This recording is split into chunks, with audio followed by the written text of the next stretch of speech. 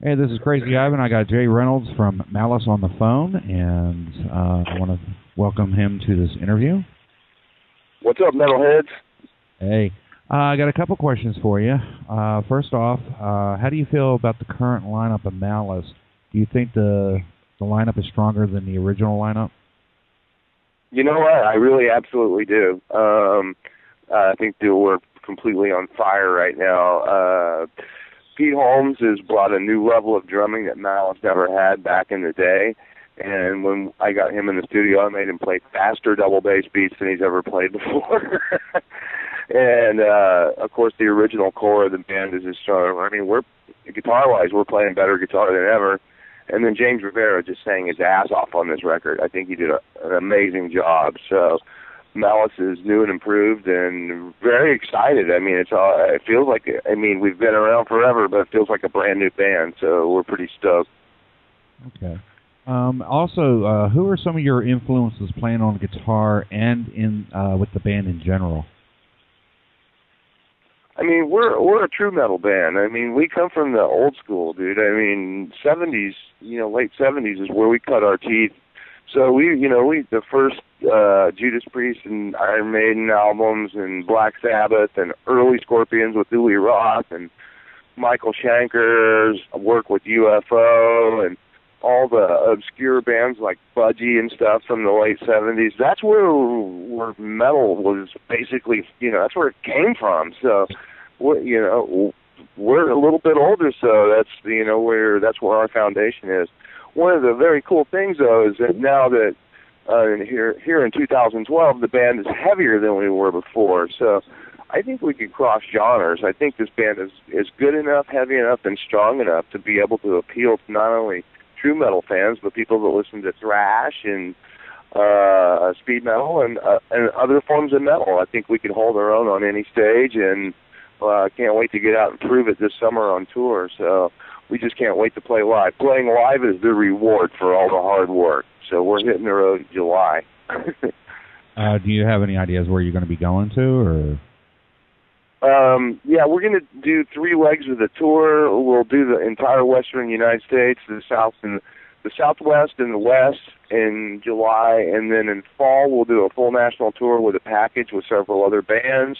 Mm-hmm. And then we also go to Europe and South America. So we're going to cover 3 major territories. We'll have a nice little 2 or 3 week warm-up tour in July, and then we'll probably spend a couple of 2 to 3 months on the road this fall if everything goes according to plan. Everything's shaping up nicely so far. Okay. Now, I know from 2004 to about 2008 you were in Metal Church, and how was it playing with Kurt Vanderhoof, and did it change your style of playing on the guitar? Being in Metal Church is probably one of the best things that ever happened to me. It was a great gig. Even though Metal Church is on hiatus right now, I wouldn't be surprised to see Metal Church in 2013. So Kurt's one of my best friends. I still talk to him all the time. He actually co-wrote 2 songs on the new record with me. So yeah, I think it actually Metal Church changed my style to the heavier. I've always been the guy in the band that leaned toward the heavier side of things. If you listen to any Malice record and put your finger on the heaviest songs, I wrote them probably. And playing in Metal Church certainly didn't hurt. It was one of the best gigs I ever had, and it was a hell of a lot of fun. Great guys, great musicians, and we did a lot of work too. We toured a lot and made some pretty good records, so that was really, really cool. Yeah, because I've been listening to Metal Church since the first album came out. So then I found out you were in the band a little bit. I was like, whoa. Loved playing those songs off the first album, man. Loved playing that stuff. Playing Beyond the Black and Metal Church and Battalions and all that stuff is so fun. It's just incredible. And I got to do it in front of some massive audiences. So I feel really blessed to have been a part of Metal Church, and I still feel going forward, if we do something, that I'll definitely be involved. So never hurts to have 2 bands. It doesn't, because I know there's, it's like the one guy that's in, was it Kill Devil Hill or something like, no, Phlegm. Dave Lombardo's in Slayer and Phlegm. Yeah, absolutely. And my singer, James Reviva, is in Hellstar and Malice, you know. I mean, my drummer plays for Michael Schenker and for Malice. So you can do more than one thing. You know, bands don't tour 365 days a year, and if you're a working musician, you have to make a paycheck. So it never hurts to have two projects to stay busy year-round. Now, the next question is, when you went to reform Malice, was it that you had that drive to write and perform after you were leaving Metal Church? Well, actually, when I was in Metal Church is when the Malice reunion came about. Metal Church and Michael Schenker were on tour, coincidentally, in Europe back in 2005 or 2006, you know, and Pete was playing for Michael. And we were booked by the same agency, so we're playing the same venues, either one day ahead or one day behind each other. And finally, on the last date of the tour, Metal Church, Michael Schenker, and Rose Tattoo played in Hamburg together.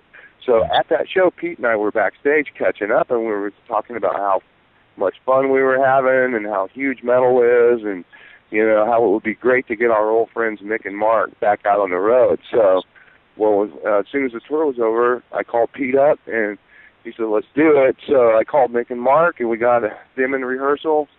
And then we originally got Brian Allen to sing for us, who's now in Vicious Rumors. He did a phenomenal job in 2007. Didn't really fit in personally with the band. Nothing against with Brian's a good friend of mine. But once we found James Reviva, it all clicked. And now it's just the band's on fire, better than ever. Also, how hard was it to record some of the classic tracks versus the like the 4 new tracks on the album? You know, SPV wanted us they wanted to reintroduce the world to the band, especially in Europe, because we never toured extensively over there back in the day. So we were like, had a little bit of reservation about re-recording the new tracks. But once we got rehearsing and got in the studio, we found out that we could actually play them better and play them heavier than we ever did before. So the new versions are actually the definitive versions of those songs, and I think they came out unbelievable. I mean, we're all pleasantly surprised with the whole album. Just fits together like a glove. There's conceptual thought throughout the whole album in terms of the title of the record and all the song titles and lyrics, and it actually works with the original songs and the new songs put together. So it actually worked out really well, and I think that we made the old songs even heavier and more sinister than ever before. So if that's possible, it was done. Okay. And after you get done touring for the album New Breeds of God, or I keep throwing an S on that one. After you're done touring for the album, are you going to go back in the studio and start recording new material on the Malice, or are you going to do the little side projects? We're going. The plan is to go right back in the studio. We actually have plans to go record another record right around the holidays. So we have a pretty tight schedule. I mean, we'll be on tour in July, and in September, October, probably into November, take a break, and then we'll start pre-production in December for the brand new record, all brand new songs. And I've already written probably half a dozen. Well, I have about 6 songs already finished, so I'm sure we'll have more than enough tunes for the new record. So we're a step ahead of the game right now, and this is actually, it's not just we're not just putting it back together just for old time's sake. It's actually a living, breathing band that will remain together for a while. We plan to move forward and make records every year and tour. So I'm pretty stoked about that. We're basically in about 10 years. Where do you think Malice is going to be at? In 10 years, and who knows where anybody will be. The funny thing is, this is the year 2012, and according to the Mayan calendar, it could be the end of time. So we actually used that that concept in the writing of the record. We thought it was a dark, sinister concept to explore. If you look at the artwork of the album and read the lyrics, there's an underlying concept, like I said before. But if I'm breathing, I'll be playing metal. So we'll see. We'll see what happens. Okay, and just 2 more quick questions, kind of, a little bit off the material. If you could tour with any other bands, who would they be? Right now, I would love to get on the Accept tour. This coming, the fall Accept tour would be awesome for us. I wouldn't mind being on the Wasp reunion tour. I wouldn't mind playing with anybody, dude. Judas Priest, Metallica, Scorpions. I think we're strong enough to play with anybody. So, who knows? I mean, maybe my old friend Dave Mustaine might have us out for a few shows. He owes me a few favors. I always try to get on the Giganticor, I'm having a tongue tie here. Giganticor shows would be a good thing too, wouldn't it? I'm sorry, what now? On the Megadeth tour that he does, the Giganta tour. That would actually. He always brings bands out. We almost got Metal Church on that tour a couple of years ago, but I actually played Megadeth for a couple of months back in the day. I replaced Chris Poland, but I got fired after about 3 or 4 months in the studio. So, Dave and Dave are both friends of mine, and I still see them on a regular basis. Okay. And the last question is, do you think the hard rock metal community will have any type of sustaining presence like it did back in, say, like in the 1980s or something like that? Metal's never really gone away. I mean, in America, it was overwhelmed with grunge and other crap in the 90s, but it never went anywhere in Europe. That's for damn sure. So it's a genre that's here to stay. I don't think it's a passing fad. I mean, obviously, it's been 40 years now that we've had metal. Mm-hmm. And we see people from anywhere from 5 years old to 60 years old at our shows. I mean, maybe that's an exaggeration a little bit, but there's anything, from kids to grandfathers, from young girls to soccer moms, metal, soccer moms or whatever. It's just like metal knows no boundaries, it knows no age restriction. It's just like fans, now that metal's been around for 40 years, there's different generations of fans, and that's nothing but great for heavy metal because it's just, if you're a good band and the music's good and, you're really good at your craft live and present a great show, I think anyone at any age can enjoy it. So metal's here to stay, and there's a ton of people who love it, and I just feel blessed to be able to do it for pretty much for a living. Get to travel the world and play my guitar, man. It's an awesome thing.